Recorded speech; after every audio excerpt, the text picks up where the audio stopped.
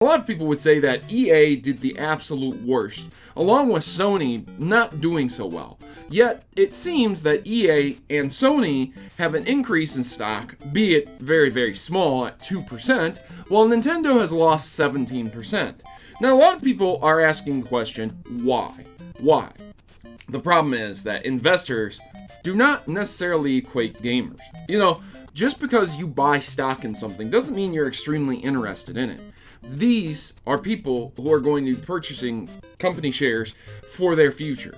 An investment, something that they can get in on and cash in at a later period or get dividends throughout the year. The company does well, they profit. It makes a lot of sense. Hence why a lot of people will buy into certain companies. We're waiting to see Nintendo's end fiscal year, seeing if they're going to actually end up selling as many Nintendo Switch units and software products as they promised for people. These are the big things that investors are going to look at.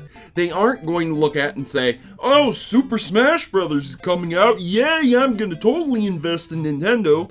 They're going to look at how many profits Nintendo has compared to their competition.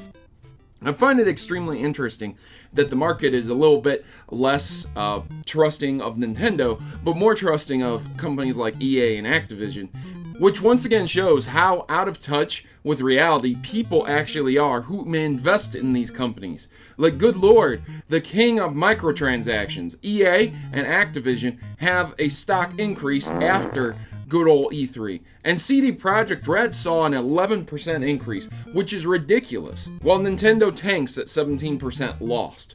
It's pretty insane to see these types of numbers, especially with how the market's going and gaming itself. Perhaps a lot of people are very, very worried about the Wii U's failure coming back with the Nintendo Switch, but, again, at the end of the day, it doesn't necessarily mean that the people investing in Nintendo even understand what happened with the Wii U or why the Wii U failed. And that might not be the reason for the drop of the 17%. People who invest in companies don't necessarily know about video games. They don't necessarily know a good video game. They don't necessarily know a bad video game. They don't know about the EA scandals. All they know about is what somebody's telling them to invest in. And a lot of the times, they'll just do that right there.